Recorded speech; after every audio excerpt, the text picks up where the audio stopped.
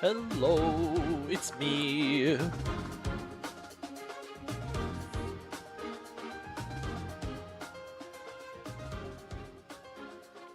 Oh no, the music's going away. I should probably explain why we're using Three Houses music. Until then, there we go. I'll give it a sec just for some other people to potentially come in.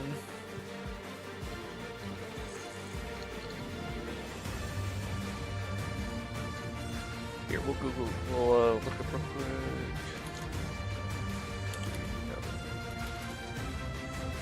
Three Houses themes. No, it stopped playing it. We'll do a shuffle. It's like the one song I don't care about. So, I didn't think about this until playing the game, that this game is like 90% made up of like copyrighted music and stuff. I didn't think about that. And I checked through, and that basically means we get to listen to none of the music, essentially. So we're just gonna listen to other music while we play the funny car game. Can we do funny footsteps? When we run out of tracks here, when this stops playing, I'll turn on funny footsteps.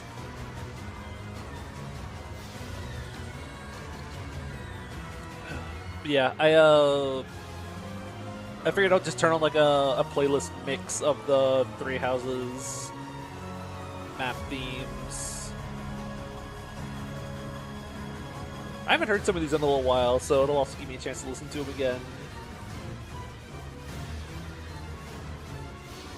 But I'm going to jump into playing this funny game. Oh, get rid of the banner. I think this is perfect music for what's going on screen right now.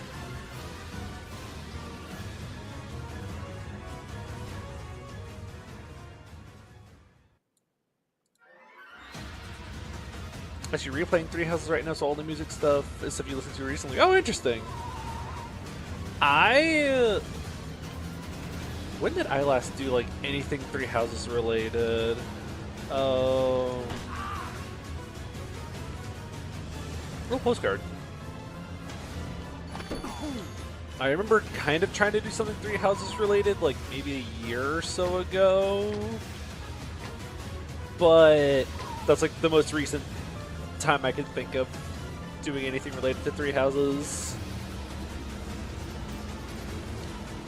I'm just not a fan of Three Houses, really. Hello. Who knows? Maybe I'll try to give like some of it another shot with Weave coming out.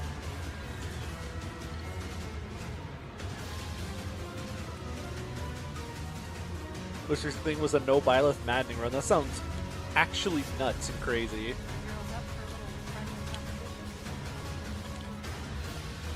I haven't beaten Maddening. I got to... What was the furthest I got in Maddening? I remember attempting the... shoot, what is it called? The... oh my gosh. The map where you get free Eloise and Shamir, like the town defend map. I remember getting to that map. I think I tried to play it as soon as I unlocked it. And I just stopped. Like, I tried it like 2 or 3 times and then I just kind of stopped. Also, this is one of the best tracks IS has made in like the past ever. This song is probably the best thing to come out of Three Houses for me.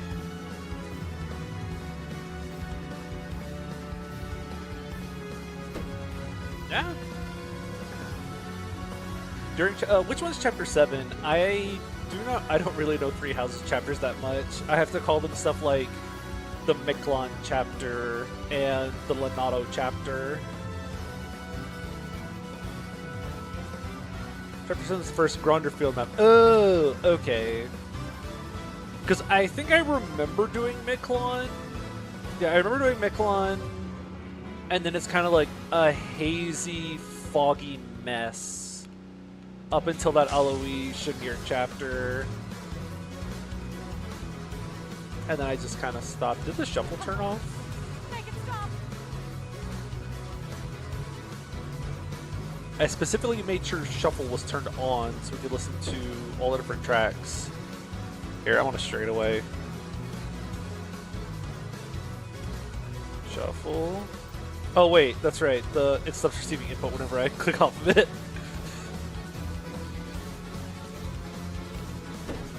There we go. Let's see if it actually does the shuffling thing now. Oh, maybe I do remember doing the Holy Mausoleum actually, because I remember painstakingly burning all of my divine pulses on trying to get the who's his face? Not the Black Knight, not the what is his name? Not a Dark Knight. Death Knight. Death Knight. Thank you. He's a something knight. Yeah. I remembered that much. It's still not shuffling. I specifically told you to shuffle the tracks. What part of shuffle do you not get? Do this. Shuffle playlist. There we go. That should mean that it is shuffling. Please work. There we go. Yeah, Effie has a lot of something night.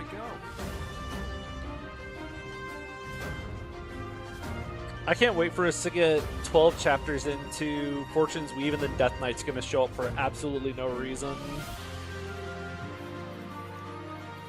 I've been waiting for you, player. Hi, Ian. I will not take my previous losses so lightly.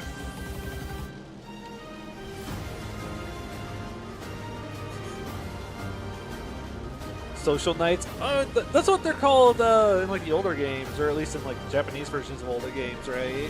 The Social Knights. Hey, Oh, so cool stuff. Oh, yeah, I don't need to stop granting good in here. Yeah, there's no like Scythia here to save you now. Instead, we'll have some other big magic girl to save you.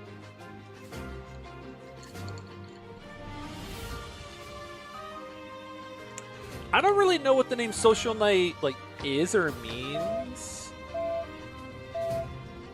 Funnily enough, I've never been able to get to the bottom of like why they're called Social Knights, or if maybe that's just like a thing that doesn't properly translate. Maybe, like maybe the term Social Knights is like a really weird translation to it or something. Oh, me oh my. Well, Fergus is a free knight, I believe is what he's called. Depending on what patch you play.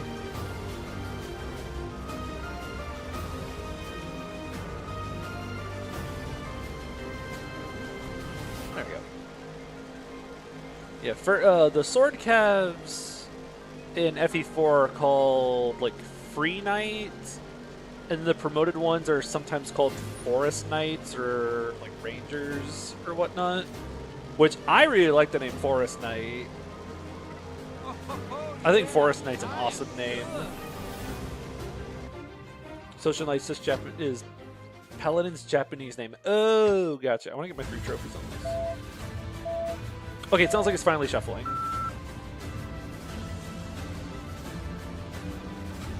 Because I remember old FE1 patches for the class reel showing off like Cain and Abel, and it's like Social Knights, cavalry that use swords and lances in combat.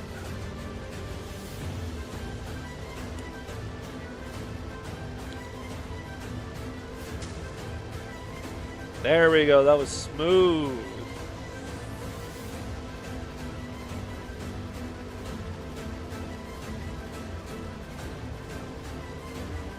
Although you have FE1 with its social knights and paladins, but then you have the Rider's Bane is only effective against cavaliers in FE1, I believe.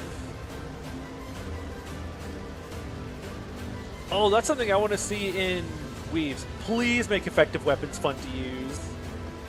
Please, I'm begging you, make the effective weapons really fun to use. Yeah, the Rider's Bane at FE1 is specifically effective against cavaliers. There we go, we got 3 out of 3. And I don't know if it's intentional or if it's just like a design quirk oversight that causes the paladins to not be weak to it. Like maybe they just checked the cavalry box and didn't check the paladin box for when it's effective.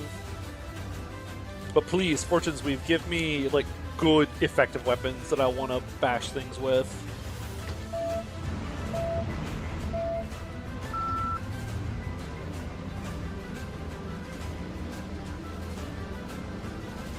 Because using an effective weapon properly, like getting a Hammer Oko and an Armor Knight, or a Rider's Bane Oko and a Cavalier, feels awesome. Especially in a game that rewards trade chaining a lot. That's what makes using like FE11 effective weapons so much fun. Is if you position right, you can try to do funny like trade chains where you take your effective Rider's Bane and like swap it between units. You know, I'm sure like reading chat while trying to do like 150-mile-an-hour race is probably like breaking some kind of road law. So instead of correcting my ways, I'm just gonna say, kids, don't do this at home. Big air!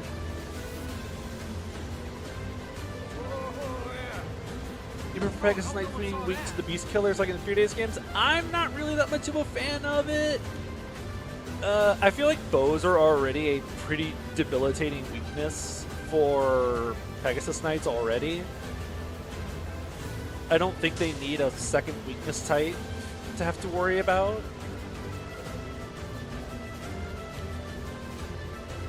So I personally am not really the biggest fan of like the beast weapons being effective against Pegasus Knights when I think bows already can just do that job well enough.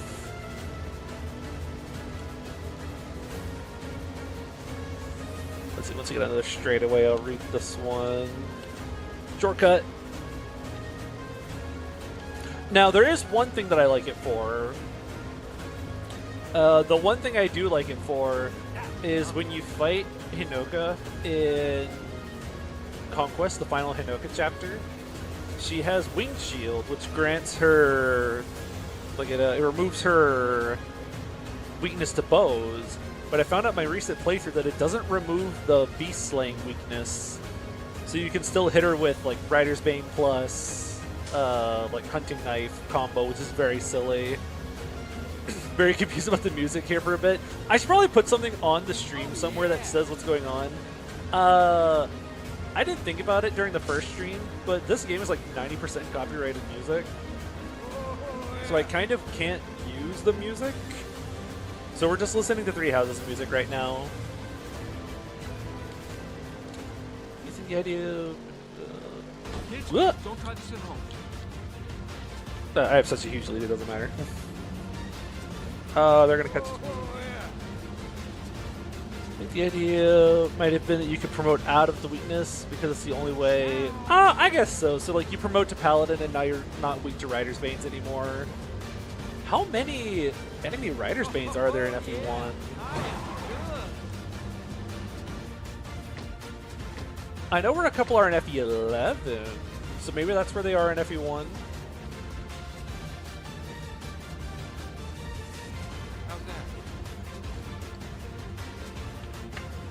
Here, let's put probably should add this. Text.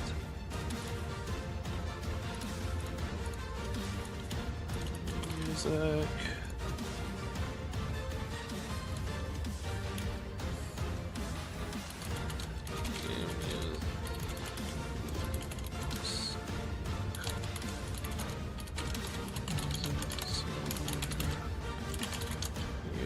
Oh, there's music.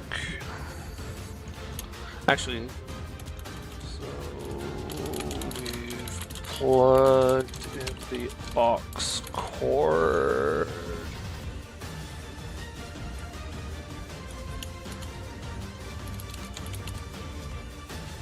There we go. Where is outline? Outline it in black. Let's see. Nope, that is not what I meant to grab. To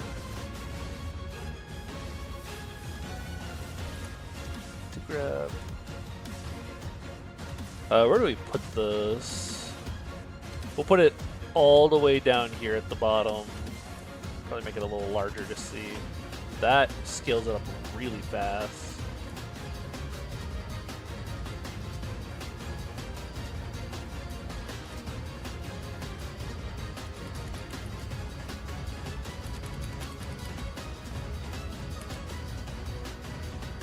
I want to grab this specifically. No, not that. There we go. Shuffle that right there. Let's probably just make that black text actually.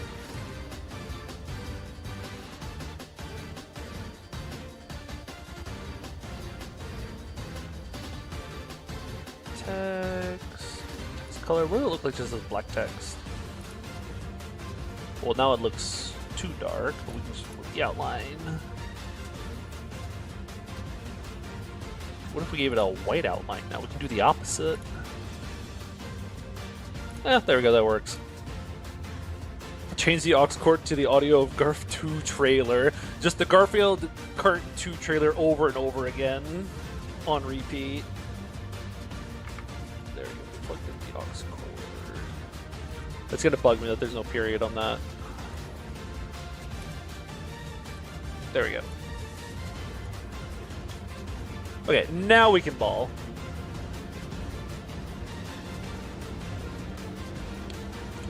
Part of what makes me think that the FE1 Paladins not being weak to the Rider's Bane is an oversight is because the whole Cavalier line is weak to it in Gaiden, but Bow Cavaliers are not. Which leads me to believe that they made like the exact same oversight mistake again, a second time in a row. Which would line up, because then in FE6, Nomads aren't weak to like the Rider's Bane and Rapier. And then I believe in the Japanese version of FE8, Mage Knights are not weak to the horse slaying weapons.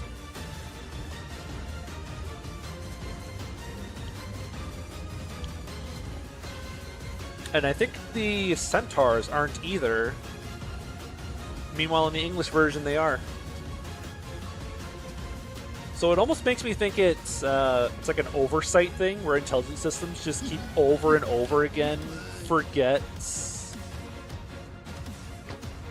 For speaking bilingual people, the FP6 one apparently is not a glitch. Makes more sense in translations. Oh, okay. I can also see it being a flavor choice of... Because I'm not a weapons expert. I'm not like a medieval weapon expert, despite liking them a lot.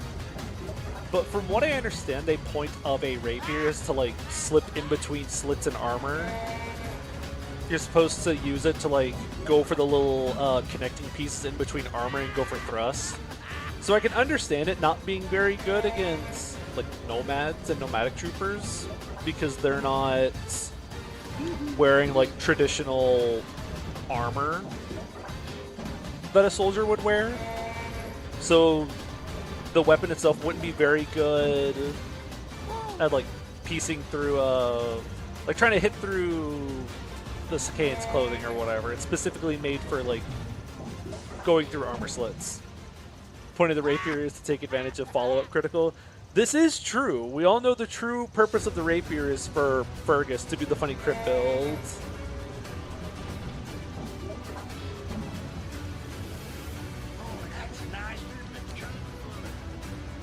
I don't think the Mage Knight's not being weak to it is a huge deal. It's just kind of because I can't think of too many anti-cavalry weaponry in FE8. There's a halberd here and there I can think of. There's a rider's bane somewhere. And there's not a lot of enemy mage knights either. Think about how many enemy mage knights there are in FE8.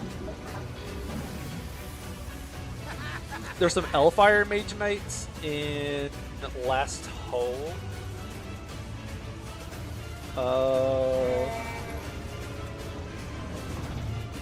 Where are enemy mage knights in FE8?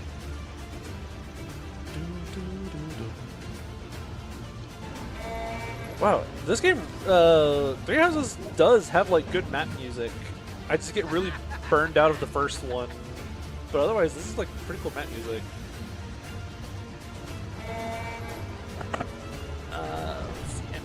Now it's gonna kill me. I think if you wait in River of Regrets long enough, eventually there's some Mage Knights on the left. No, those are Paladins and Great Knights.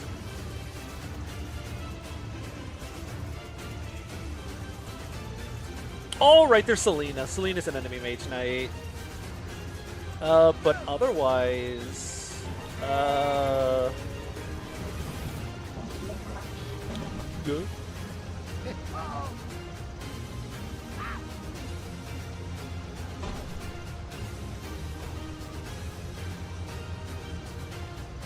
Or that one that plays in all the parallels. Yeah, and that track gets a little bit overplayed.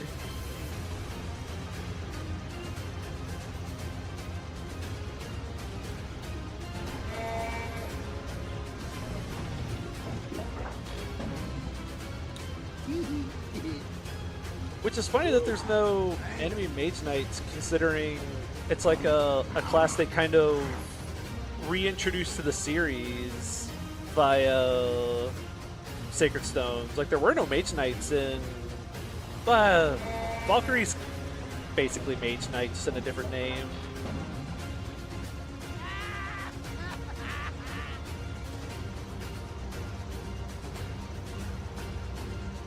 Yeah, the first, what is it called? Foldland Winds is the one everyone clowns on for being overplayed. It's similar to Under the Blue Sky, where it's like, there is really cool map music in this game, but everyone just points at the one that gets overplayed. I even like Under the Blue Sky, but I do think it plays just... It shouldn't come back. I don't mind it playing for the first 8 chapters, but it should not come back later in the game. It's a reminder to drink some water. I might do all the levels this time, I get tired. Replaying my copyrighted music. Because it's my copyrighted music now. I actually don't feel like playing this level. We're gonna go back to racing. We're here for Mario Kart, not for the battle mode. Right as I thought they couldn't make the battle mode any worse, they just turned it into tractor tipping. Or I don't know, from what I've heard people talk about the recent battle modes in Mario Kart, maybe this is an upgrade. Battle mode is Mario Kart though. I had to take every chance. I didn't play a lot of the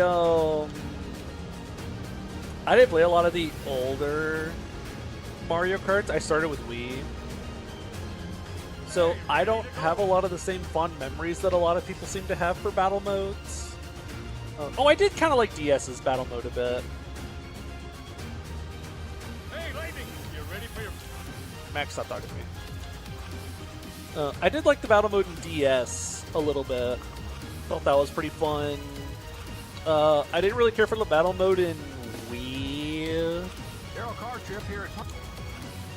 I mostly remember I remember hearing people hype up battle mode as like, yo, you know, when it comes to Mario Kart, you gotta play the battle mode. That's where so much of the real fun is, the battle mode. And I remember scratching my head going, really? Like, this is your go? And then I learned that the Wii games and stuff, battle mode isn't nearly as fun. Like, that was part of the problem or something. Also, these Piston Cup races suck hard. I want to get this over with so we can go back to playing the other races. Picking them off one at a time. I might actually try to play these in fast forward because they're so boring. It does seem kind of cool, and after playing the DS one, it's kind of fun, but I don't know, not as much my thing. I'd rather just play the races. Queen's out of the groove and losing a position. Well, they say lightning never Yo, it's strikes the guy twice, who says the but thing. those cars out there will tell you different. Watch your back. FE4 or battle mode? He's depth of the group, but he's not a rookie anymore. I do like FE4 a lot. Ah, get out of the way.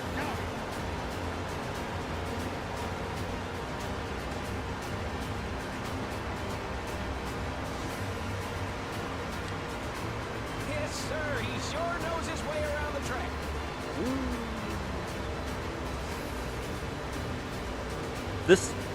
This whole track seems really bright. Like the exposure, the saturation's turned all the way up. I think that's what those are. Oh, race man. What an upset. Uh-oh. McQueen is driving like the field is standing still. I think this is a much better track for this than a much better music track for this than whatever would have played normally at this point in the game. Oh my goodness gracious.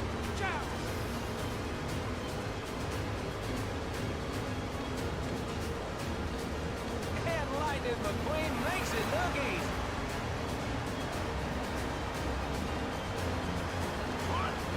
The rubber banding AI in these like Piston Cup races is off the charts. You can halfway pay attention to all the other races in the game and do just fine, and you'll have minutes upon minutes long leads. But the rubber banding AI in these is incredible. They will catch up to you no matter what you do. Ooh. Like, you can barely get more than like a second lead.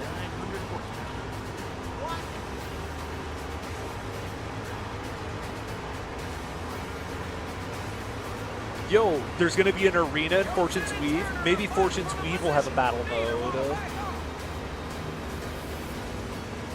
Which translates to maybe Fortune's Weave will have a Link Arena. Anyone stop Lightning?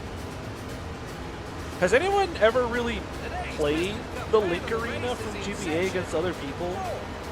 Space number I'll take a pit stop actually. I actually do a pit stop. prize is on its way up to you. A couple of the cars out there are tight. You can see them fighting to make the turn. Ow. Yeah, Link, just like the guy from Legend of Zelda. So, from what I understand, there's actually no downside to not going to the pits. One at a time. Like, there is nothing different going on right now. Other than, I know when you, like, if you do really well, you have to play a mini game when you go to the pits. And if you do really good at the mini game, you get like a huge lead bonus. So I'm just gonna wait until like lap 11 to do it. That way, when I get out of the pit, I'll be way ahead of everyone else. So I don't have to worry about the rubber banding AI deciding that it actually wants to win. Yeah, Pit, the guy from Kid Icarus. Or not just the Link Arena. Has anyone really gotten to try the any PvP in any Fire Emblem game? Because I know DSFE had a PvP. Like FE11 and FE12 have PvP. I remember trying the PvP twice with a friend. He's picking them off one at a time. I mostly remember the DSFE PvP has a Fog of War option, where both sides have Fog of War, which I think is probably going to be one of the better ways to do any kind of Fire Emblem PvP, potentially. Because otherwise, I don't really know how else it would work if everyone, I don't know. I haven't really tried it very much, so maybe I'm the crazy one. But sure, we'll do the pit stop. Alrighty. Time to get my gamer on.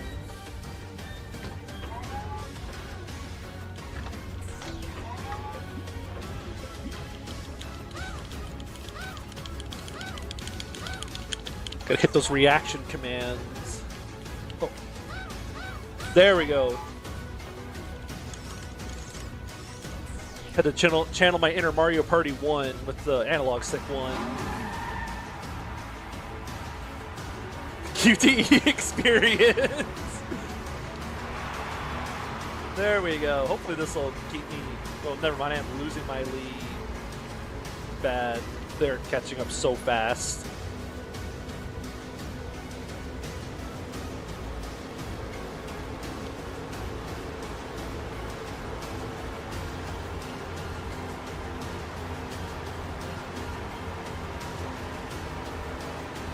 Come on, final lap.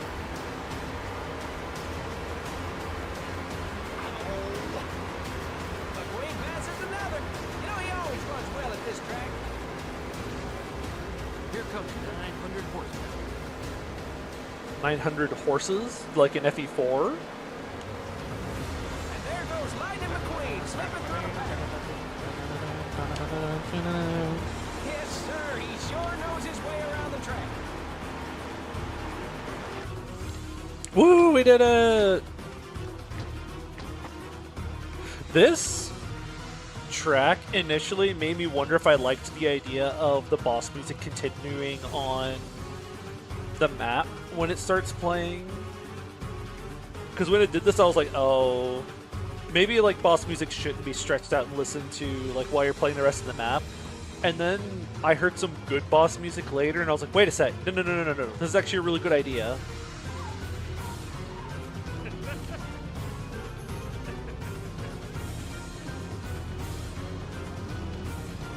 Why does it keep resetting the camera?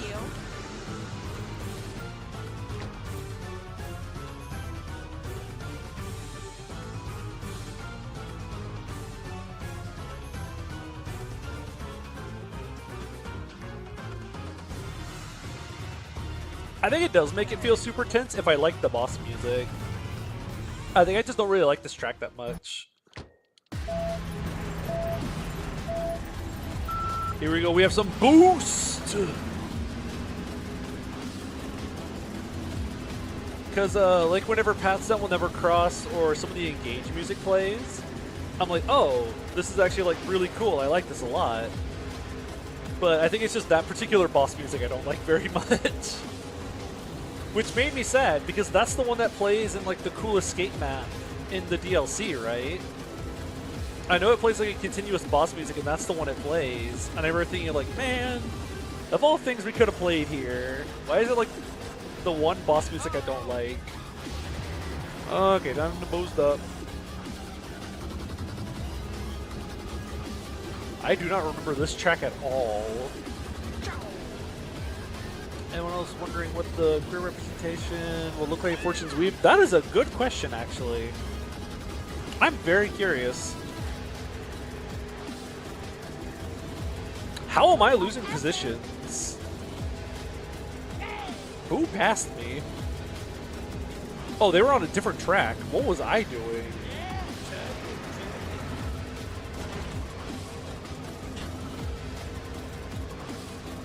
I don't remember much of... I know Three Houses, from at least from what I've heard from other people, that Three Houses kind of dropped the ball here and there with some of the queer representation. It's, like, I don't quite remember everything, but I remember hearing some people mention that it was like a little bizarre, like which characters felt like they should have been, but they weren't.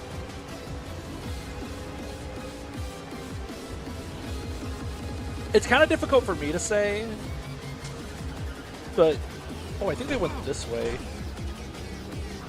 Okay, that was intended. That was completely intended. That's using the foot leg.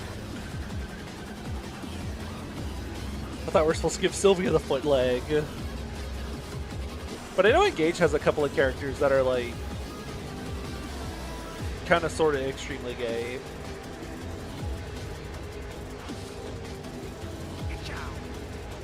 Like, at least from what I've heard, there is like no Oh, they went this way. That's how they passed me. They took this road. Like, for a character like Marin, there's, like, no straight explanation for anything she does.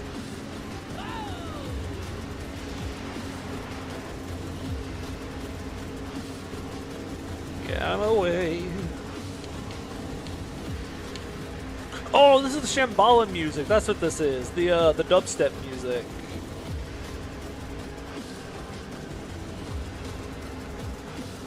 I can't wait to go back to Shambhala and Fortune's Weave so we can get the gun weapon.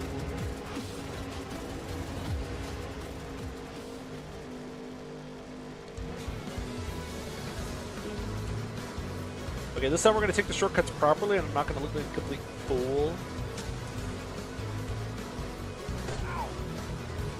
Kids, don't try this at home. Go for the boost! Gotta lock in, get first place. I am also kind of curious about this mysterious gun weapon. Other than, I don't think it's going to be any kind of like cool firearm class or anything. It kind of looks more like it's just going to be like a magical gun that fires magical bullets or whatever, or magical beams.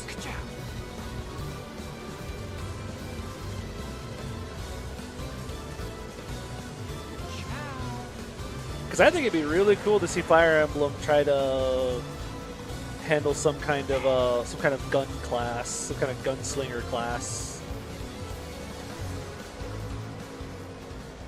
using like old timey firearms, kind of. You never know where lightning will strike. The gun has you pessimistic, think it looks bad.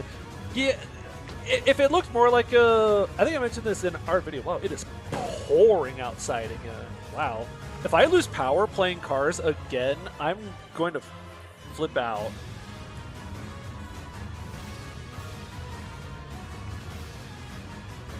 But if it looked more like an old-timey firearm, I think that could be interesting. But it more just looks like a magical thing that fires beams. So the people in Shambhala or whatever the equivalent will be like, wow, they're so technology and stuff. So it's like, eh. Out of it feels like they're trying to go halfway with it. It feels like they're trying to like, oh, it's a gun, but it's not quite a gun. Like, it feels like they're trying to like add a gun into the game, but also like not have a gun in the game. And I'd rather they just do all or nothing. Like, don't have the gun there, or like fully commit to, hey, this country has discovered like black powder and uses firearms. If you can afford it and you can maintain the equipment, like, I would have taken that over whatever this is apparently going to be. But it's still early on. Who knows? Maybe my mind will be blown, and this will be the coolest thing ever. Didn't like the Three Houses missiles, the light arrows or whatever they were. Well, mysterious arrows rain from the sky or something.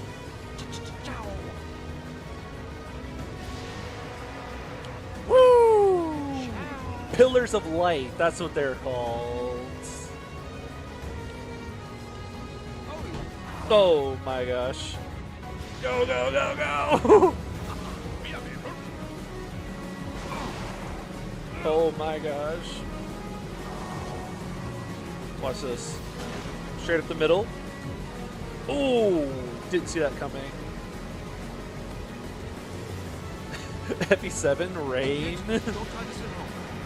Yo, just like Fortune Weave. Oh yeah, this one isn't made international, sadly. This is just the original one for the GameCube.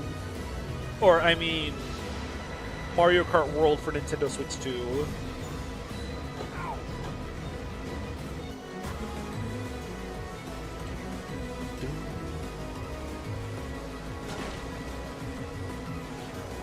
I do own Mater National. I have played Mater National, and I remember the whole shtick with Mater National that was like all over the back of the box was you can drive around Radiator Springs as a monster truck.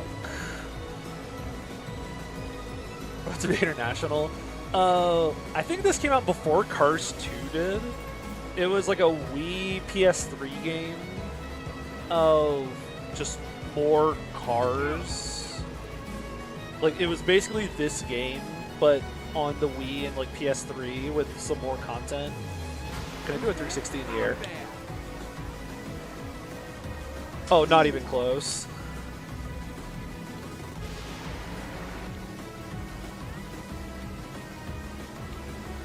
Safe driver plus 200 points. Whatever you say, boss.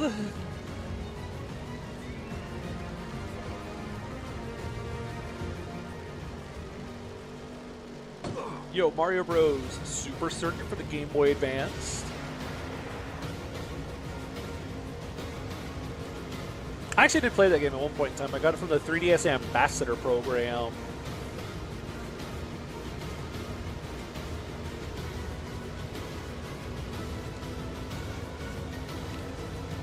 Do we have any 3DS ambassadors here today?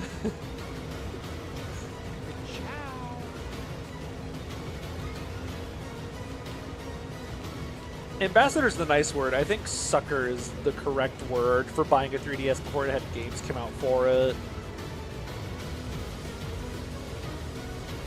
I guess to be fair, I got my 3DS whenever Ocarina of Time came out, so I got my 3DS so I could play Ocarina of Time 3D. That's what I got mine for. In this case, I'm a Switch 2 sucker. What do you mean? There's all kinds of games like...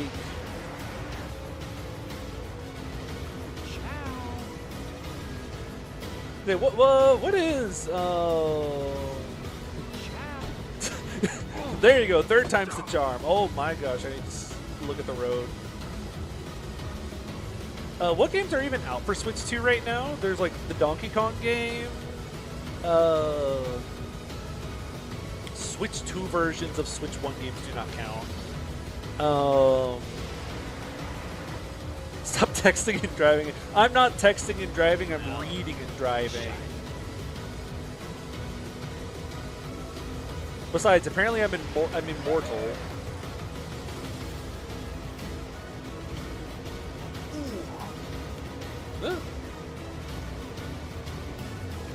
I don't need to get back on the track. I'll do whatever I want. Won a 3DS from a fundraiser from selling one box of chocolate bars. That's incredible. I wish I could have done that. I paid like $300 for my 3DS.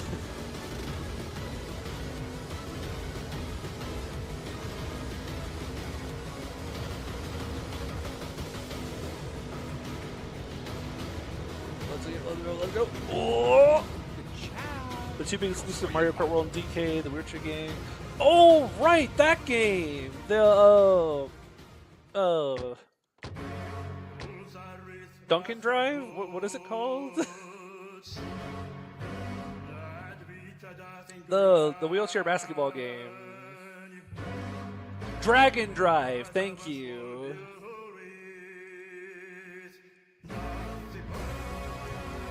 Oh, right, Switch Welcome Tour.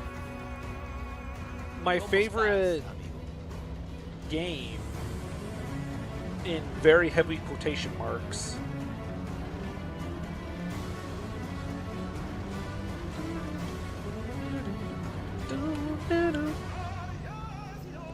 Where is this pointing me to? Oh, it's pointing me to this game. The FE4 remake on Switch 2. Just you wait, it'll be here one day. Alright, the Kirby Air Riders, right? Is that what it is?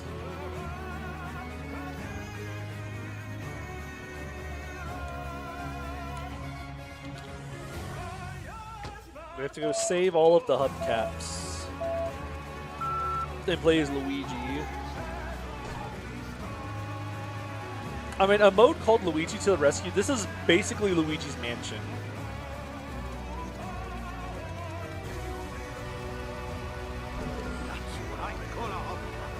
And then there's like the DLCs that are not worth $20.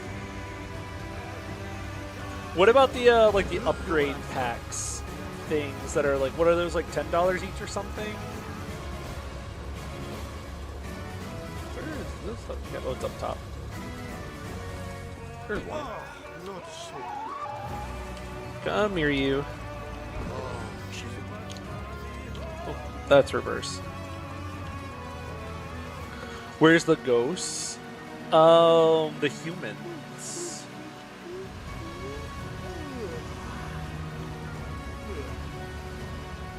Upgrades are complicated.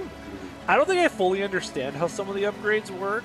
Like, all Switch 1 games work on Switch 2, but some games let you pay to get like an upscaled version of the game with like some added content is how it works. So you have something like, you could just play Breath of the Wild on your Switch, or you could pay for Breath of the Wild Switch 2 edition, which gives you like the notepads and the smartphone app integration.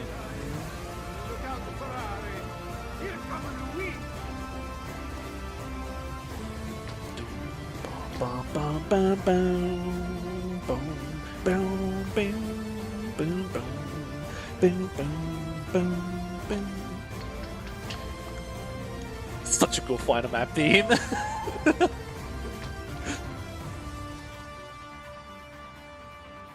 Let's see. Take a sip. All games work on Switch 2. The Switch 2 has better performance for free. Oh! That part is free. Gotcha. Which I imagine would be nice for something like Breath of the Wild, since I know there's some parts of Breath of the Wild that kind of chug a little bit, like the towns or the Kakiri or the Korok forests. The $10 ones are literally just upscales, like Breath of the Wild getting 4K graphics. Gotcha. That makes a lot more sense now. $10 gives Breath of the Wild 4K and 60 FPS. $10 is any, or $20 is any new. Why is it split up like? Is it like that? And new content varies wildly. What is happening? You were scheduled to be here at home.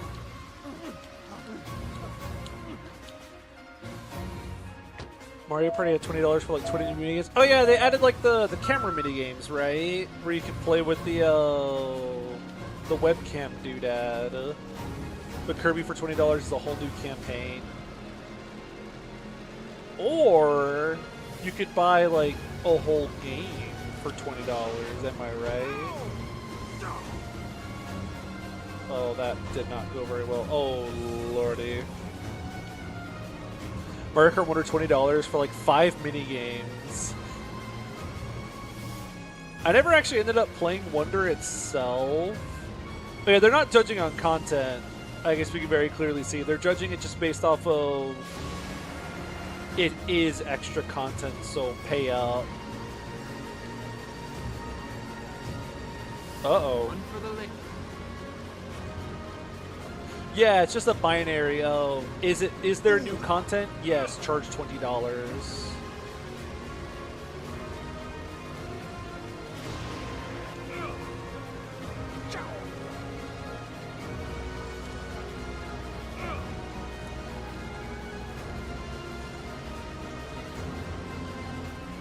Isn't Breath of the Wild still $60 though? So if you want like the the upgrade pack makes it $70, which is outrageous. That Breath of the Wild is like 8-something years old, and now if you want the Switch 2 version, it's $70 for that game, even though it's already this old. Oh, that's before the DLC! That's right. There's the Champions Ballads DLCs, and that's not included in the Switch 2 version. So how much is the DLC again? Like $15-$20? I bought that so long ago. How long ago? How much was that DLC? Actually, which track just played? Oh, I can actually just check my own YouTube on my phone. This track is really good. I like this one a lot. The track before this one was Indomitable Will, I believe. Yeah, Indomitable Will.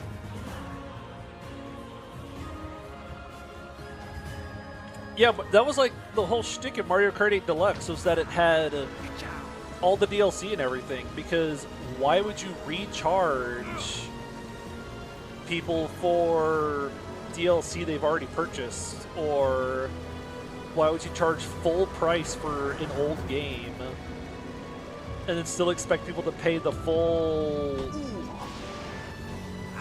like, full price plus DLC? That'd be outrageous, because it is. Oh,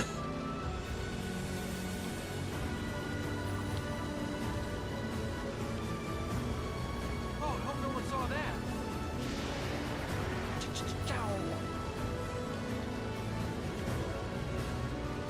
I do know this now, that I bought the Engage DLC fairly early on, because I did enjoy the Three Houses DLC a fair bit.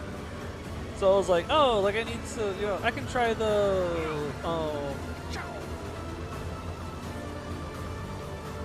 wait, what happened?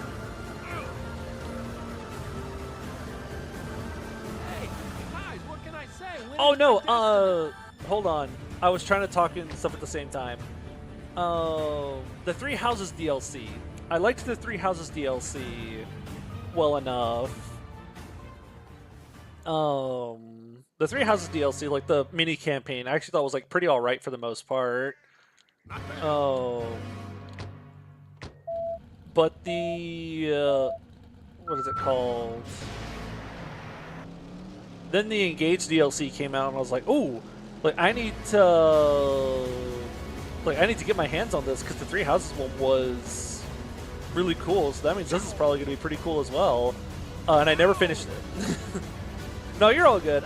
I can't remember what I said at this point, so I could have said something completely wrong, and I would believe it. Ugh, no. Yeah, I bought the Engage DLC like pretty early when it came out, and I just didn't end up finishing it. I got to like the second map of Fel Zenilog.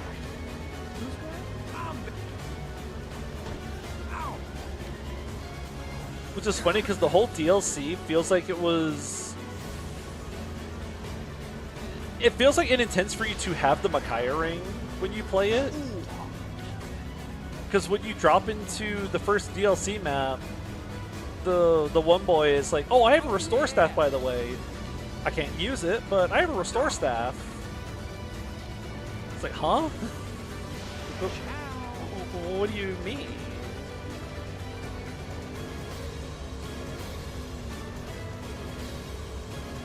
Like, I really want to know why this kid can't use staves. Because then, like, I tried to look at his combat, and I was like, wow, this guy sucks hard. Like, what am I supposed to do with this guy? Just empty deployment slot.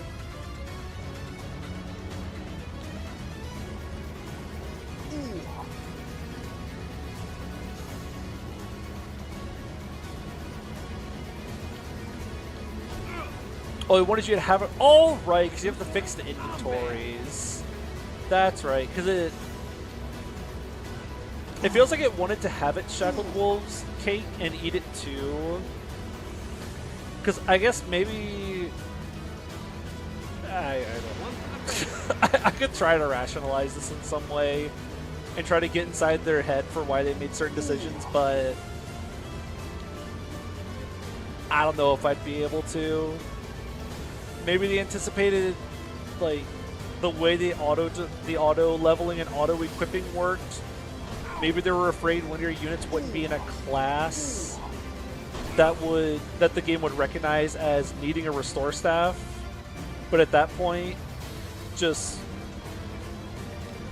put the restore staff as like an available staff for any staffing class.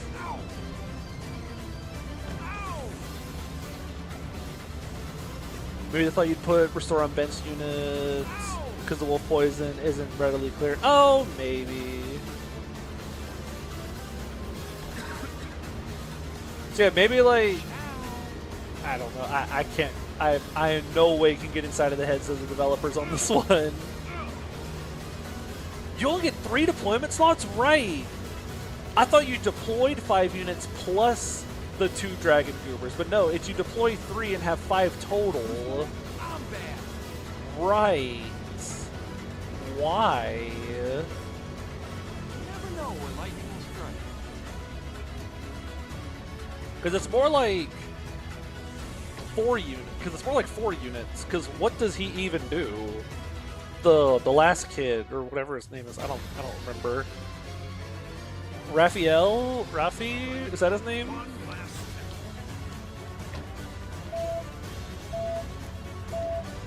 So I don't know. And I got a few turns into the next map, and I don't know. I didn't feel like continuing. Nil is his name. Why did I think it was something else? Also, why do I suck at this? Why did I think his name was something else?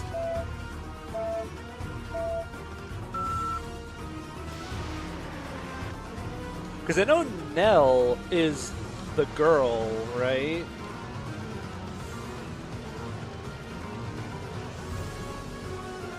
One for the lady. Nell was the girl that everyone liked. Oh, we can see inside the level geometry. Oh, it's because his name is something else later. Oh. One for the lady. That would explain it.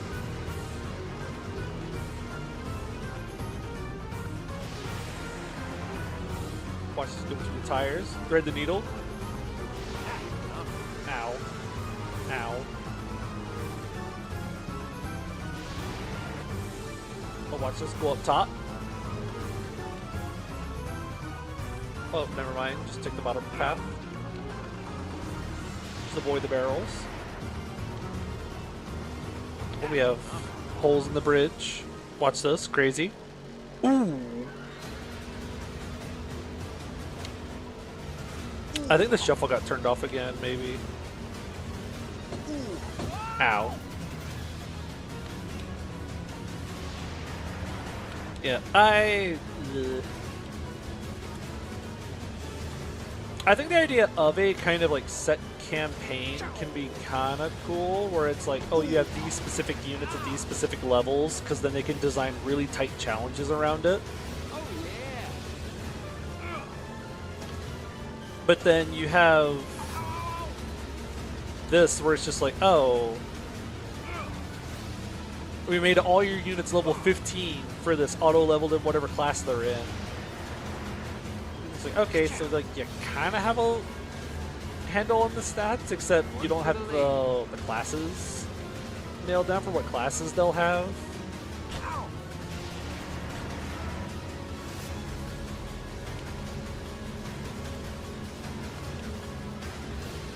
Which is sad that I never finished it, because I never got to use Gregory. Or the Enchanter class. The Enchanter class looks so cool, and I never got to use it, because you can't make me play the DLC.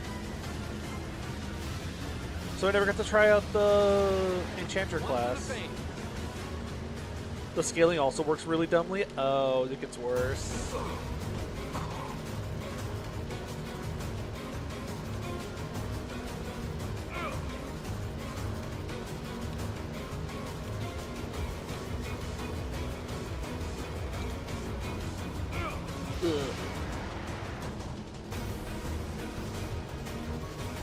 Because if I got to use the Enchanter class, it might actually give me a reason to buy tonics.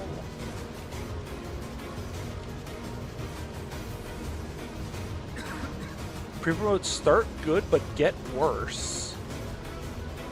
Huh. Uh-oh.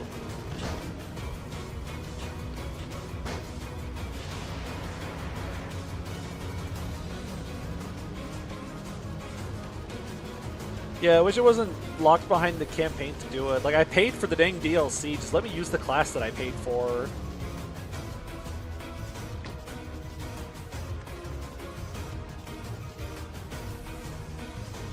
Alright, while this loads, I'm gonna go fill up my water real quick.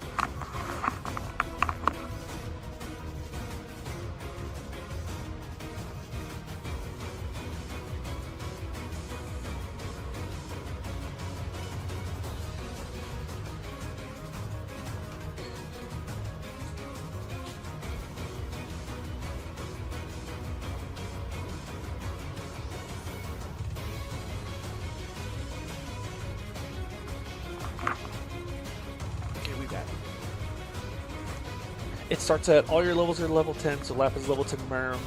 Oh! It doesn't, like, compensate, so anyone who starts pre-promoted is like, oh, everyone needs to be level 1 promoted right now. So, I guess, like, Pandreo and Bune, you guys are level 1 promoted units now. But why does it do that? Why not just...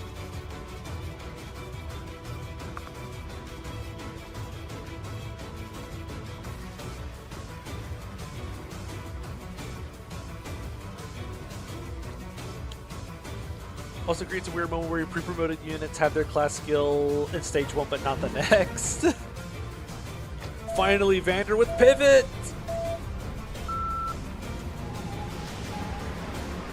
He finally gets to have pivot. Ooh, we're gonna go this way. Shortcut!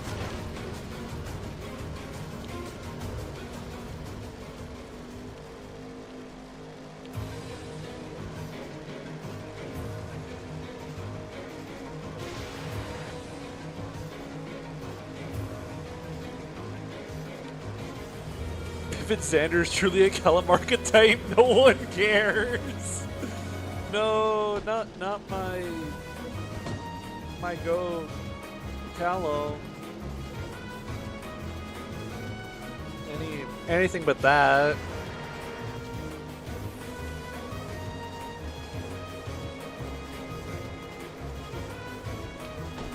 Oh wait, I guess we're going this way. I am so confused. What is happening? Oh, go this way.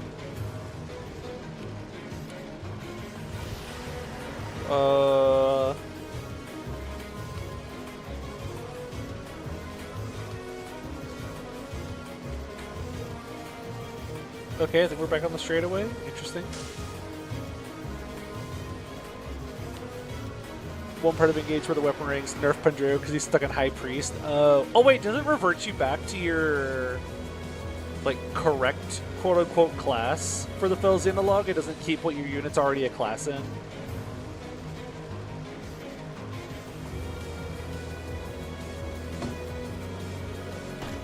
It unreclasses you. Then why don't the staffers start with restore staffs? I guess.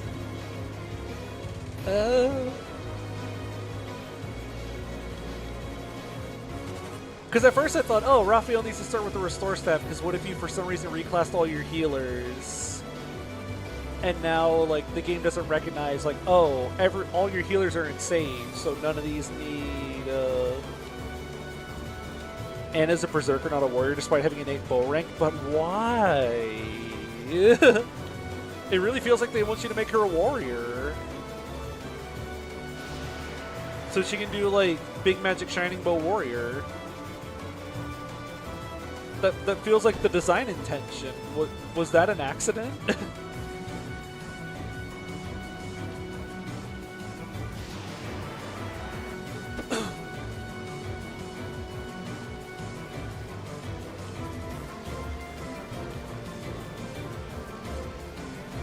Doesn't even give her a hurricane axe. What? How is this game both so tightly designed and like, well, super fun to play in the early game. But then some parts of it are just, they just kind of make you scratch your head and just go like, but why though? Who's bad? I'm bad. Oh, I like this track a lot.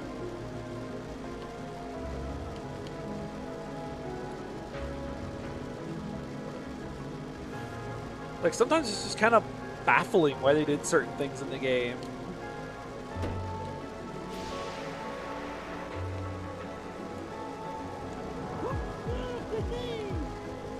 Ooh, what?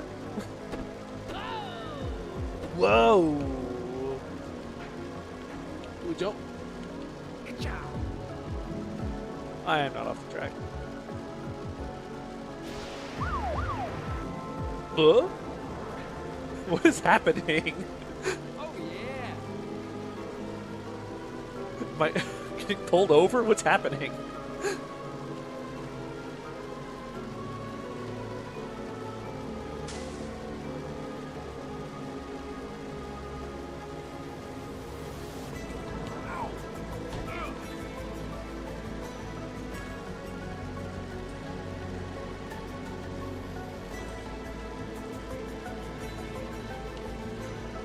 Oh, that, wait, this all means that it makes Jade a, it means it makes Jade a general and not like a wyvern rider. Her, where did I get all that air from? What happened? Anyways, it doesn't make Jade her PRF class, the Wyvern Lord.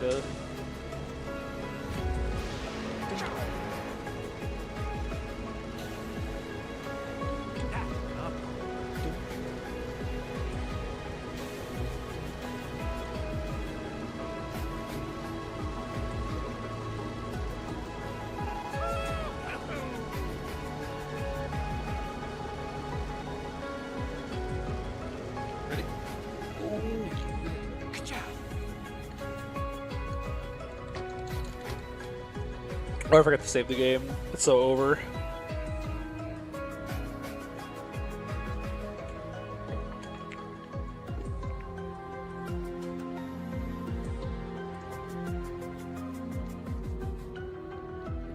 Wait, we already have another Piston Cup race.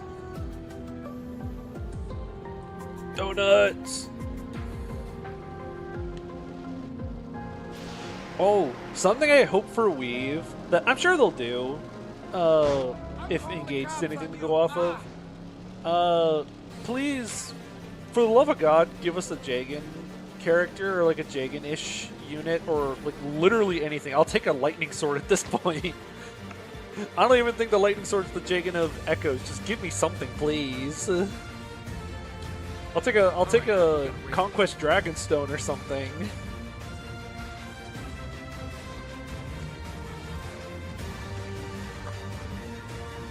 Oh, this track's also really good.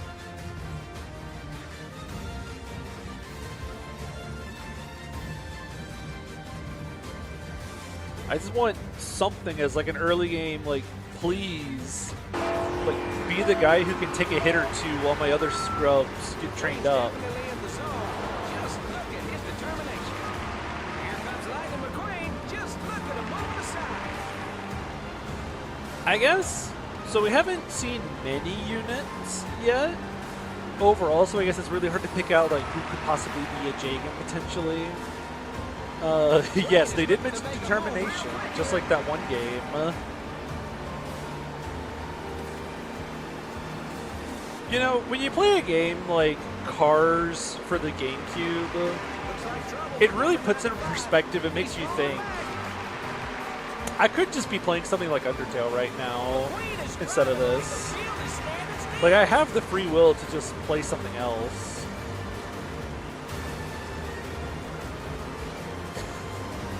But this is funny, you're supposed to stay. You're the Jagan? That's great. I'm pleased, Jagan. For whoa, what is he doing? Is no one going to call it out? We're not going to get a yellow flag for that? No caution? Okay. I see how it is.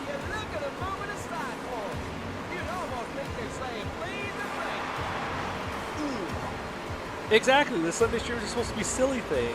is why it's gonna be so funny whenever I run out of GameCube things to play, and then I'll have to play something like a Wii game. Ooh. Oh, there goes my lead. Here he comes. Whoa! What was that maneuver? Why is this track so narrow? Well at this track. This track, I feel claustrophobic driving on this. What is going on? I completely lost my train of thought that I was talking about earlier though.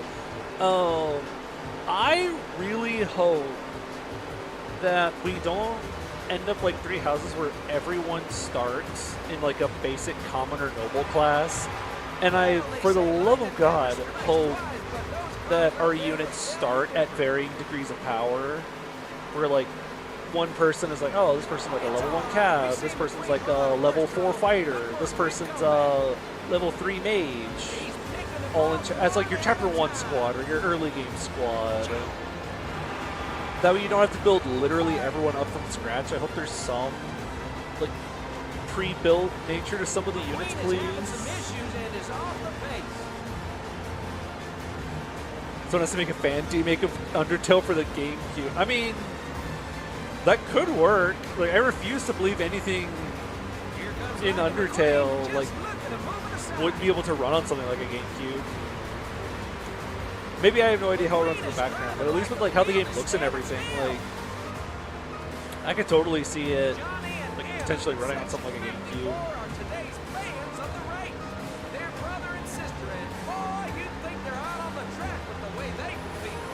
What are you talking about? Hey, yo! These guys are vicious tonight.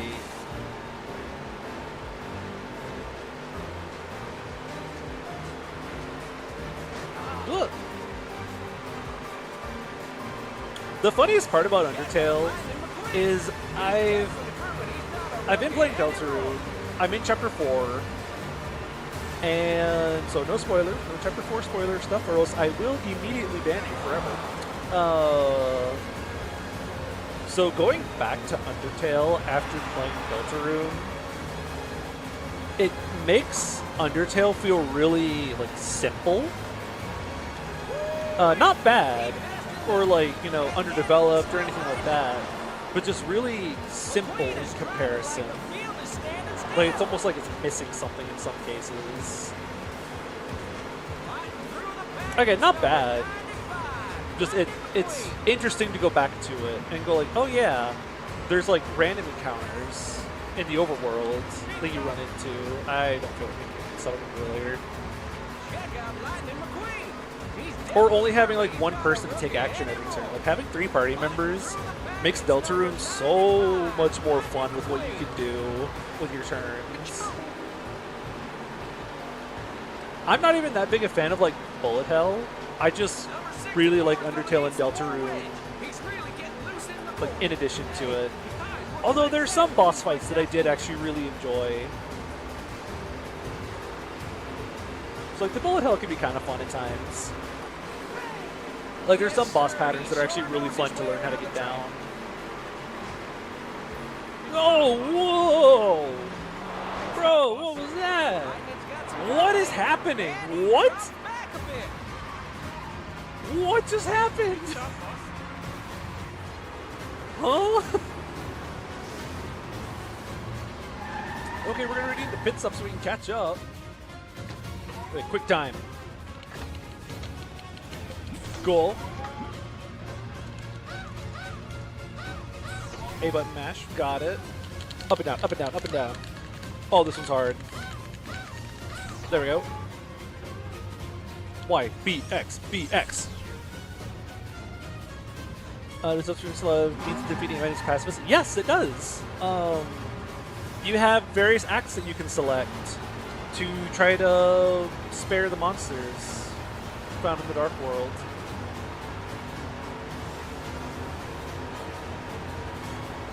And because it has multiple party members, you can try to combo together, like doing proper acts and then sparing all within the same turn. So you can take a guy and it's like, oh, compliment him. and then have your second party member prepared to go ahead and spare, even though it doesn't say it's ready yet. And then whenever you spare, it'll say, "Oh, you complimented so and so," and that'll like make him like able to be spared. I got myself into this situation. I mean, it's working. Maybe I'll just stay like this. Oh no, it's not working. Wait, there's 2 of these exits.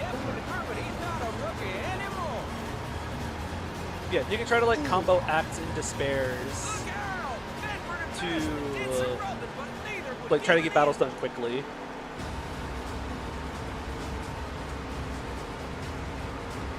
There's just more variety of what you can do in combat versus just clicking acts and then clicking all the proper act buttons in time. It also helps speed up the combat a little bit, help it make it feel like it feels a little bit more snappy and faster paced. Well, I am choking so hard.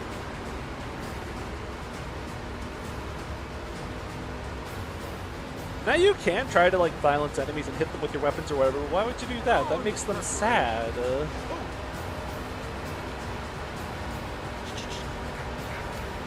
Like, why would you ever do that? Like, you can just compliment the guy and say like, "Hey, I really like your knife today," and they're like, "Oh, thank you," and you can just spare them.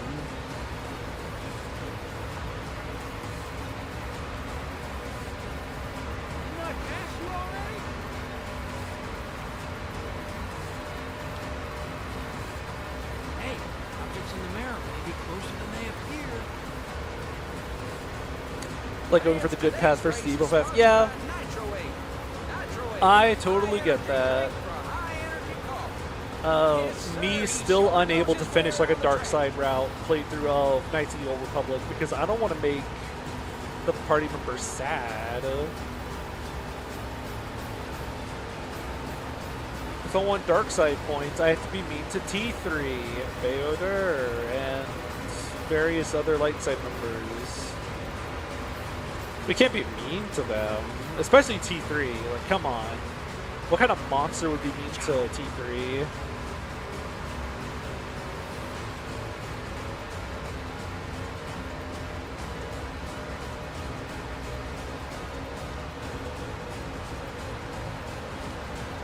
I have, bizarrely enough, been craving a playthrough of Knights of the Old Republic 2 recently. But I'm not going to start that until I know that I'm done with with my other stuff that I'm playing right now, because I have too many games going on. That's kind of an awkward downside to streaming stuff, as I feel like I have so many games happening at once. Like, I have FE11 going on, I have the FE8 thing going on, I have this going on now, and I'm currently playing Super Paper Mario in my free time. Ready to jump in the air? Whoa. Yeah! Who is Hollister or Suregrip? Suregrip, that sounds like a feat I would take in Dungeons and Dragons.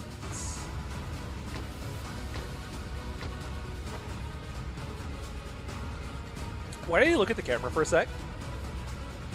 Why did he suddenly look at the camera? Does he know I'm here? Ever played Super Paper Mario, enjoying it? I am enjoying it. Okay, if you pull Super Paper Mario like on its own and just think of it like in a vacuum, I think it's like fine. But it is like nowhere close or anything compared to something like Thousand Year Door. Again, I'm enjoying it for the most part. I don't think it's like amazing or anything, but I've been enjoying myself. Yeah, it is nothing like Thousand Year Door. It's more of a 2D platformer with RPG-ish elements, like proper damage values and a hit point stat. So it is nothing like Thousand Year Door.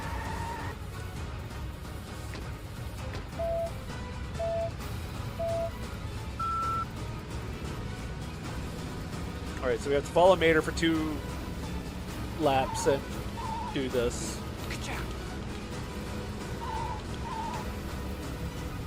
It's basically a 3-minute long tutorial on how to do the backwards driving shtick. One for the fame.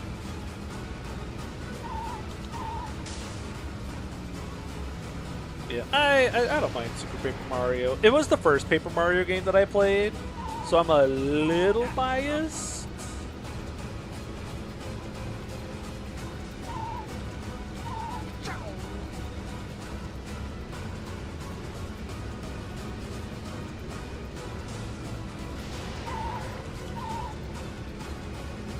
Something I've noticed is you get to play as like multiple different characters. The sad part is you almost don't get to play as the different characters very often because you kind of just want to play as Mario. Because all the characters have like a gimmick to them that you can do while you're walking around the 2D levels. But Mario's gimmick thing is just easily the best one and the most useful. So you kind of just always play as Mario and then switch to the other characters when like you really need their particular gimmick.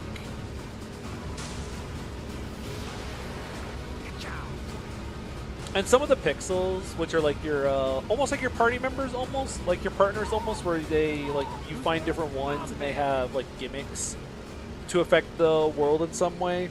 Like one of them lets you pick up and throw stuff, one lets you place bombs or whatever. But some of them feel kind of arbitrary in what they do. It just kind of feel like locking a gameplay mechanic behind needing to fill out a certain number of pixels in the game. Like there's a pixel that lets you swing a hammer. It's like, okay, I kind of wish I could just kind of always do this instead of needing to equip a specific partner in order to swing a hammer. Or like one that lets you like stomp on the ground really hard, lets you pound on the ground.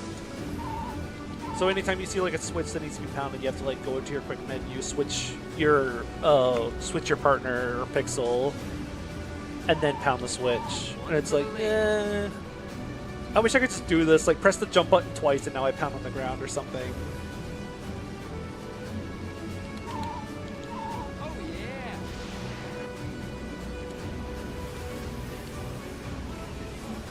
Where you gravitate toward Mario so to find... Ooh! I should play as Mario. Ah, that makes sense.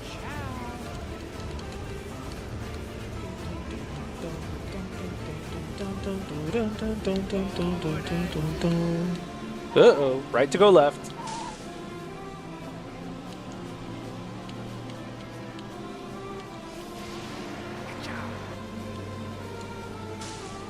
Yeah, it's fine enough. I like the story a lot. That's the part most people tend to praise it for.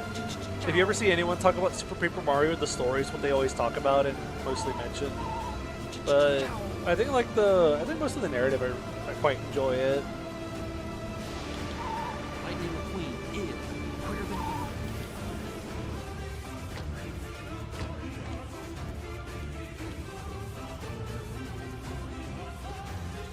Good race, Raider. I think I got this. We need a little bit more water. Sure do, Mr. Gamma. Man, what's a gamma?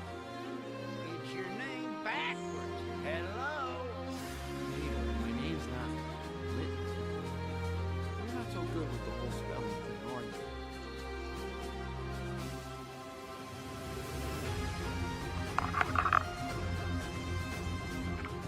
It has been raining like close to non-stop the past 2 or 3 days.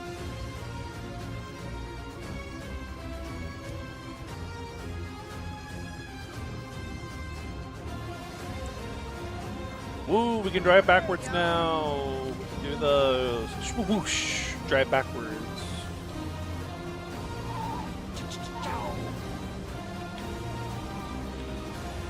For the Paper Mario games, I've played Thousand Year Door, I played Super. There's a Let's Play I used to watch whenever I was younger. Where are the tire tracks? Oh, that's not tire. It's not tire skins, that's a shadow. I was saying something. What was it?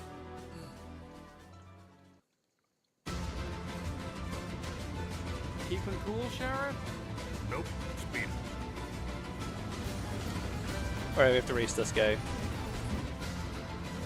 Oh yeah. I haven't played Paper Mario 64, but years ago, whenever I first started like watching content on YouTube, there was this one Let's Player I would watch pretty often. I'm trying to remember his name.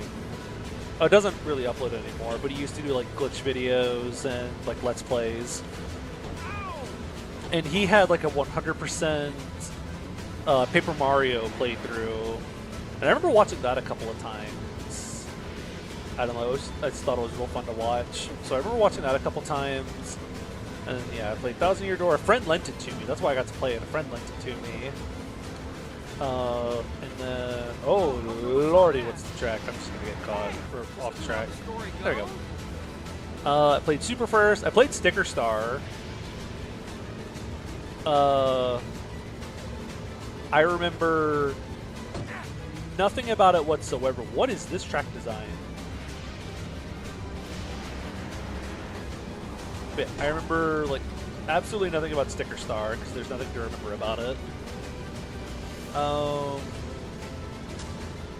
I tried to replay it a year or two ago, and I got to like World 2. I got hit with a roadblock that I knew how to solve, but I was gonna have to grind to do it. And I said, nope, not gonna, and I stopped. I didn't touch Color Splash. I just never got around to getting it. That was the Wii U time was whenever I was like getting my first job, so I had to like start paying for games with my own money that I was making. So I didn't do that very often. So I didn't end up getting Color Splash. I definitely didn't get Origami King though. I'd be more willing to try Color Splash before I try Origami Kingdom, I think, because I really hate the idea of the combat in Origami King. Ah!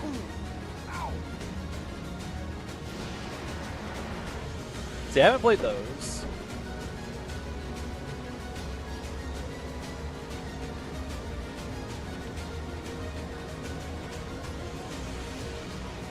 One for the lady.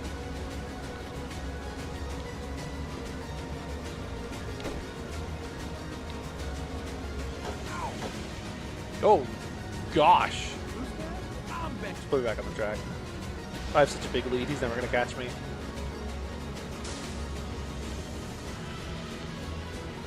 I need to find what track this is. This sounds really good.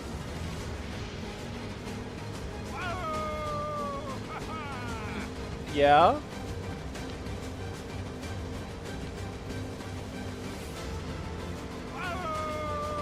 What? Are you doing alright over there, old man? You okay? Well, that's a one-lap track. That's why it was so long. You played Origami King, understand not liking the comment. I haven't tried it, so I guess technically it's like, oh, like, how do you know you don't like it? You haven't played it, but... From what I've seen of, like, in reviews and stuff, I don't really think I want to play it. The combat does not look that fun. The circles thing, you have to like line up enemies or whatever, just not my thing.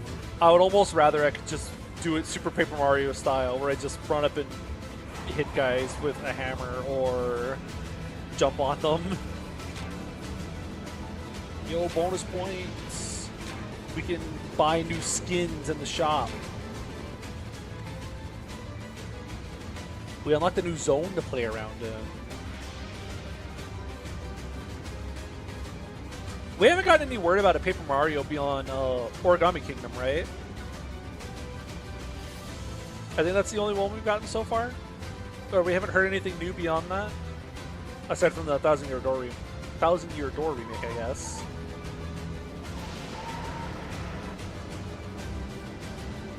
So who knows? Maybe they'll look at the series and see like what people like about it.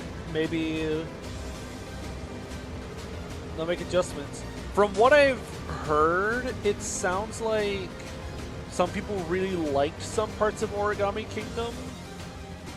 Like it was on the right track for the most part in some things. So maybe they're like realizing like, hey, maybe we should just go with our tried and true formula that people really liked. But I can't say for certain. Also, we get to play as Mater for this track. It's also like 12 laps long or something.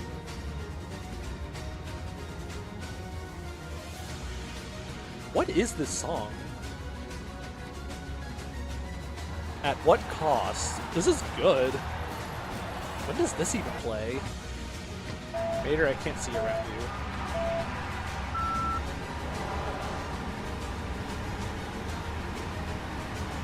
Final boss. Oh, Cindered Shadows boss. Or final boss. This is a pretty cool track. Oh my goodness gracious. Get out of my way.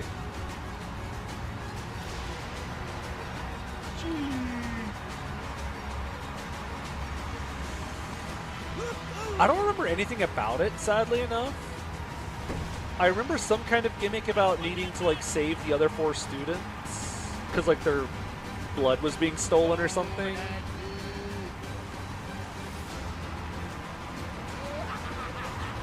I'm trying to remember. The plot for Cindered Shadows, it's something like you're trying to find a magical chalice that the one guy is looking for because he really wants to bang your mom or something.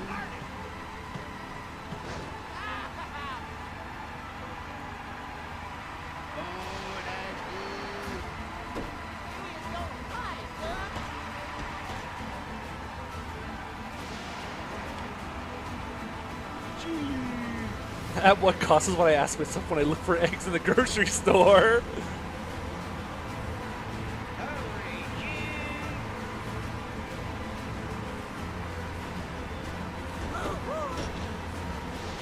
Offers up in mod of the Mom Crush plot point.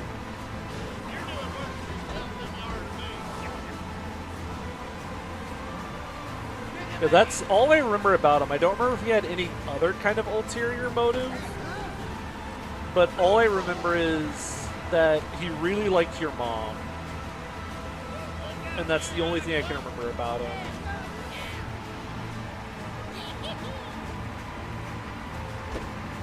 But I don't remember if there was anything more to him.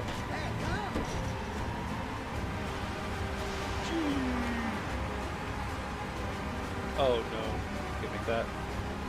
I am so close to catching up to these guys.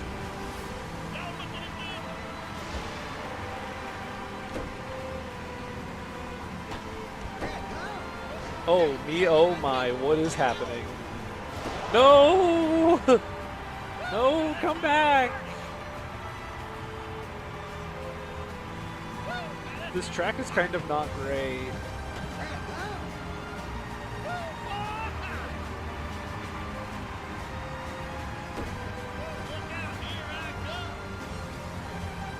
If I slow down like that to go around turns, they just kind of pull away from me.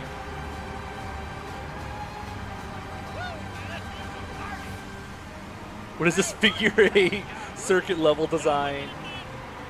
I don't know. All I know is I even remember as a kid not liking this track in this race. I can make this up. Watch this.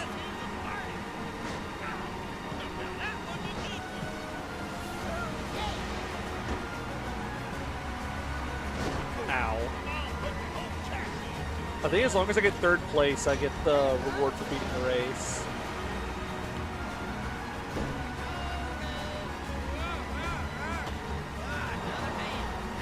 At what cost?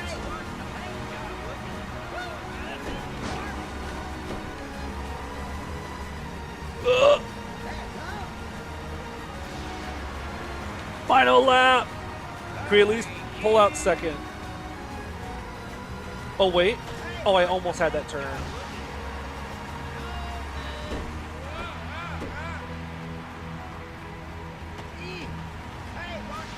Keep my 2nd? Okay, we got 2nd. I don't care. We're keeping 2nd.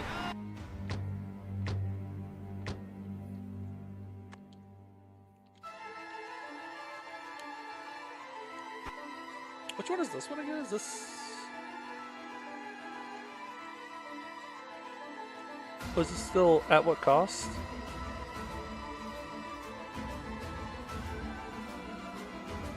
Oh, I played both versions back to back.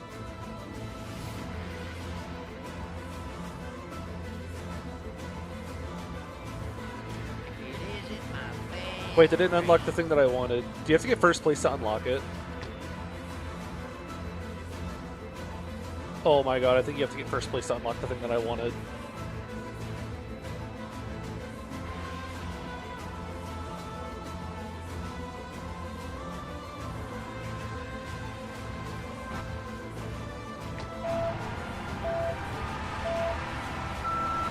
I'm very certain this is the race I'm thinking of that gives me the thing I'm looking for.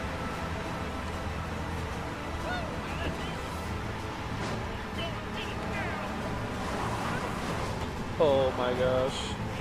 This track is too narrow for 7 cars. What is happening here?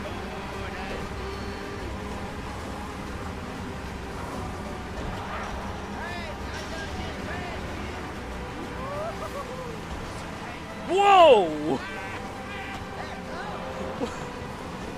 I feel like if I can just get out in front, I can like hold the guys back. If I can just get out into first place. Okay, I'm learning how to take that turn a lot better.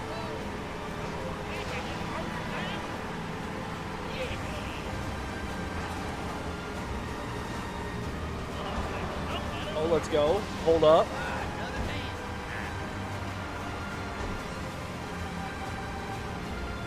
Oh, that didn't go well.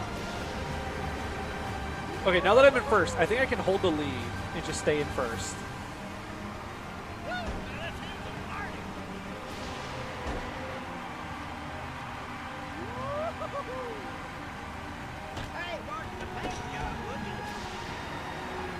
Here we go. We are cruising now.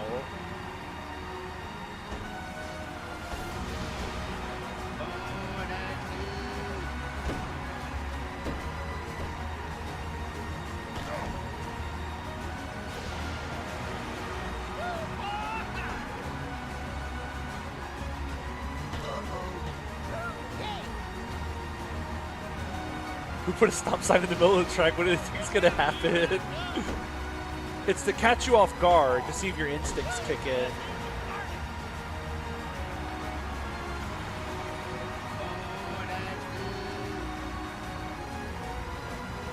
I guess while I'm grinding out these last couple of laps, those of you that have decided to show up today and watch this stream, you all get to know that there is something coming up fairly soon for the channel.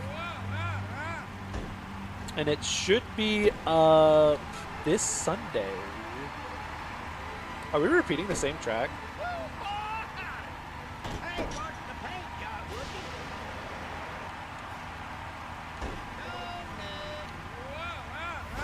What is he? What are you talking about? Yeah, I think it's hung up on itself just playing At What Cost? You know what? Fitting. Yes, there is something. There's something coming up soon. Oh no, wait! I think this is Apex of the World.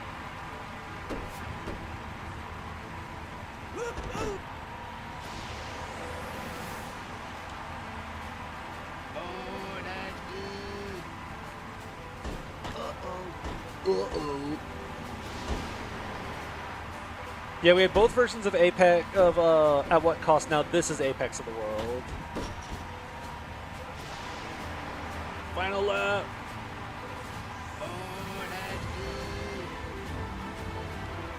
We're in a rut with final boss themes. I liked At What. Ooh.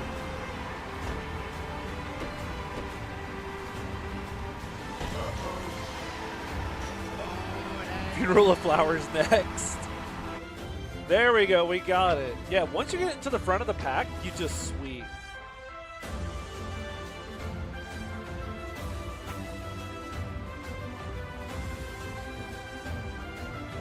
I should make a poll on the channel actually. What everyone's favorite final map theme in Three Houses is. Here we go. Yeah, you have to get first place to get this. It gives you another boost pack, so now you can boost more. Yeah, like Mario Kart, there's no blue shell or lightning to ruin you. Yep, you just get into first place, and the AI just can't figure out what they're supposed to do. They just kind of blue screen. Now we have twice as much boost. This is my best friend. Ah.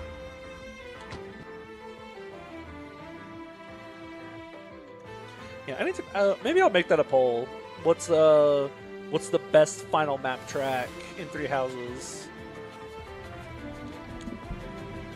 I know God Shattering Star is gonna win, but you know, why am I rolling backwards? Like everyone loves God Shattering Star.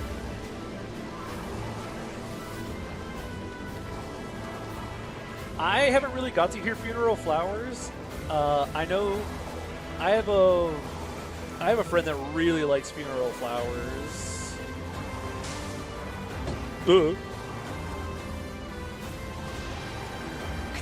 But I haven't really got to hear Funeral of Flowers. The one route that I never finished was the church route.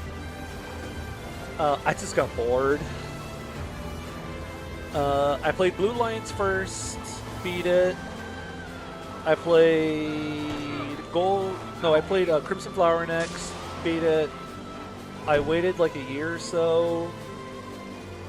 Played Golden Deer. Finished it. I was like, okay, I'll play the church route next. And I got like 2/3 of the way through and I just kind of stopped. Yeah, which is funny that Silver Snow was, oh, it's your first round. I was gonna say, I remember hearing something about Silver Snow being like the original design for the game. But I don't know all the details on that. There's other Three Houses fans who give you more accurate details on that.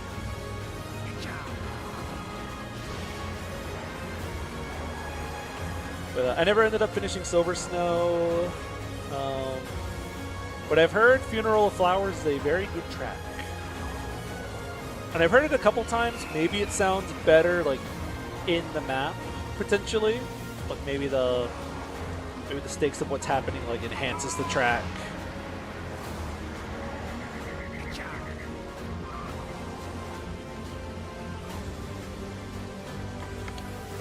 Also, I don't know if you all can see it, but I think it's really funny that you can see, like, brackets around the boost bar from where, like, the Elementor icon is on screen.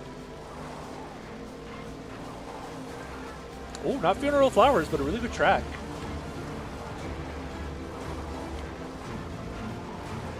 I think this way was the shortcut. Oh, 360! 360! Oh, that was sick!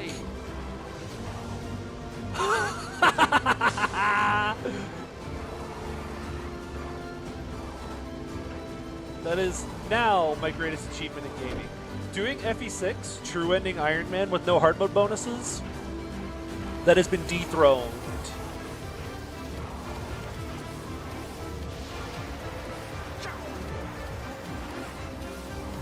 And no warp. Yeah, there was no warp in that run either.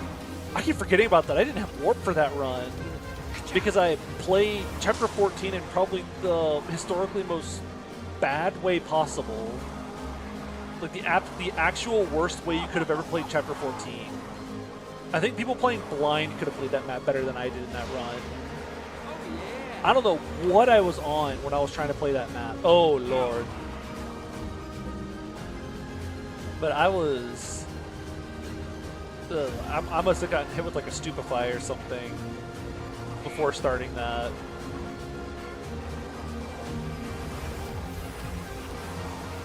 Ah, yes, let's do something I've never done before and try going the long way around where all the Draconnites are. Doesn't that sound like a great idea? No, it's not a great idea. No. What did I think for 2 seconds? That was a good idea.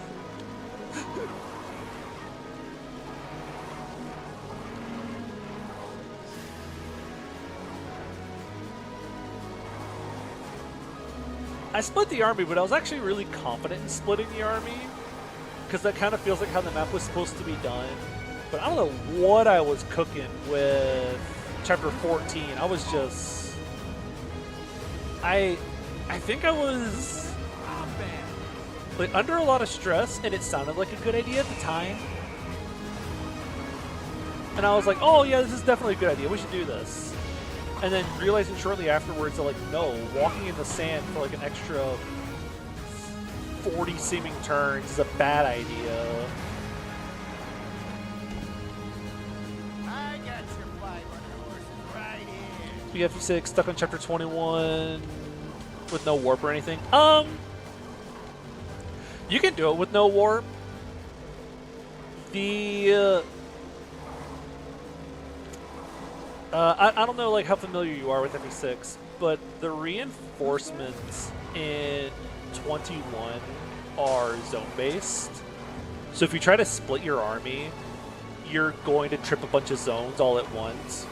I recommend moving slightly to the right at the start and trying to just survive for a couple turns. You have like 30 turns before you miss out on the guidance requirement.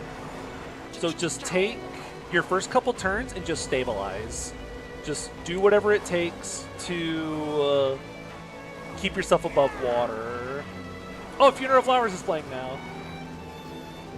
So that's my recommendation. Just keep yourself alive. And once the waves of Draco Knights kind of slow down some, I would recommend just going right. If you're unfamiliar with the map and struggling with it, I recommend just skipping the house in the middle, unless you really think you can go for it with like a flyer early. Noah mentioned.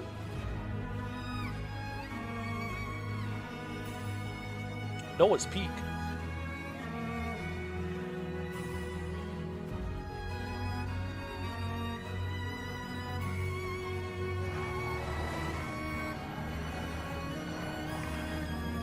Yeah, and if you have any status, give Mime and Yoder some status.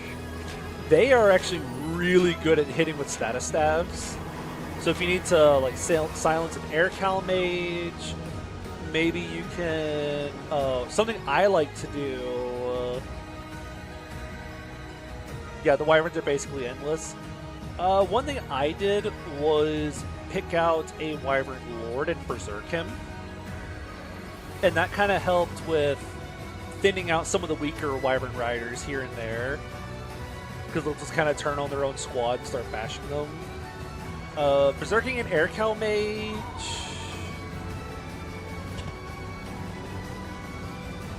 Yeah, there's some killer weapons you got to look out for. Oh, that's a map button. Neat. This track actually does go kind of crazy.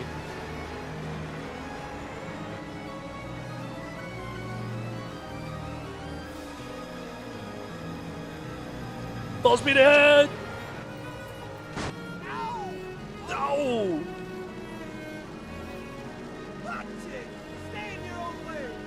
Yeah, the killer weapons of the Draco Knights are brutal.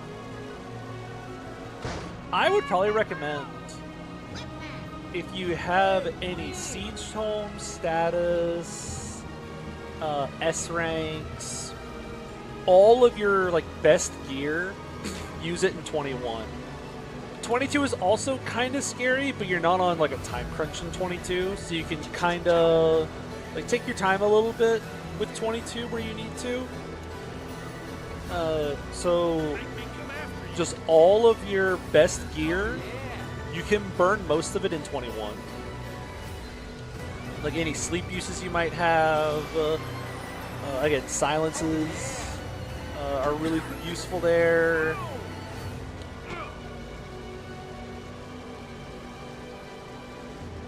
Or any boltings or siege tomes, because Yoder starts with the light rank for Purge. So if you have your Purge tome, I believe you get one in like the route split somewhere. So you can use the Purge tome to to help blast away some of the wyverns with Yoder. He's not necessarily a combat unit, but like, hey, 10 range magic off of Yoder, that's still pretty high. So yeah, go pretty nuts with the S ranks. Use your good stuff. Don't be afraid to use like Saint Staff. Saint Staff is pretty high.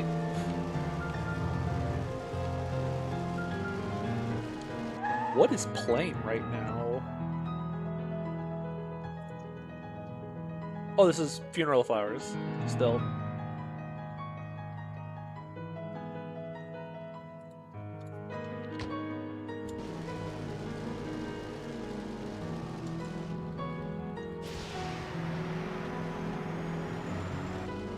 Also, don't forget any Worm Slayers, if you have any of those. Even though they're at triangle disadvantage, Worm Slayer on like Echidna or like a trained Deke goes kind of crazy.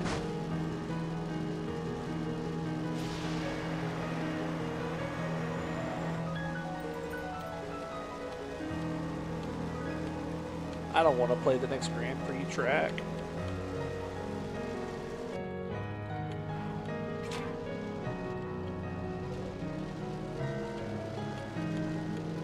Here, we've collected a bunch of bonus points. Let's go spend some of them.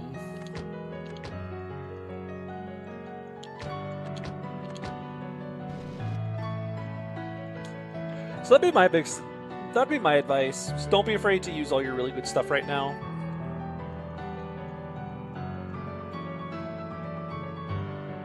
Ooh, another thing you could do,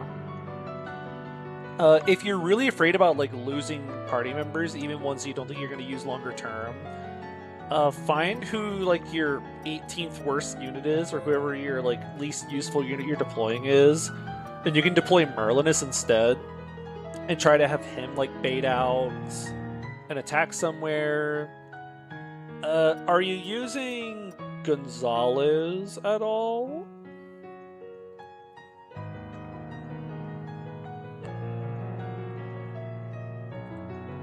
Because something that Gonzalez can help out with if you're using him is you can have him stand on a peak tile, and they'll never be able to hit him. And he can just kind of Avo tank on the peaks. Oh, didn't use Gonzo this run. That's sad. Let's see, what should we buy? I have so many points. Okay, we have to buy the Dynaco. I kind of want to buy this one because it looks funny. Okay, all of these are like variations of the same paint job that's boring.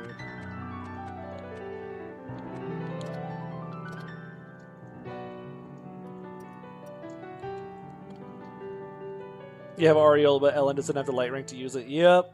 It's very difficult to get your like users to the rank for it. It takes so long to build the light rank for it.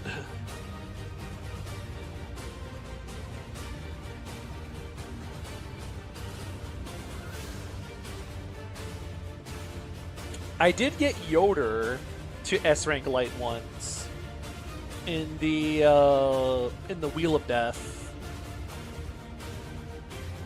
So that was funny. I did get Yoder up there. I wonder if Yoder has highlight rank so you can use him at that point. Yeah, I think so. My prediction or analysis, I have a feeling because FE6 is basically like borrowing FE1's homework for the most part and how it works. So for the most part, I think Yoder is trying to be like Goto almost, like magical bishop guy who joins right at the end of the game. So I think he has the higher rank because Goto can use like Swarm and stuff at base. So maybe that's what they were going for.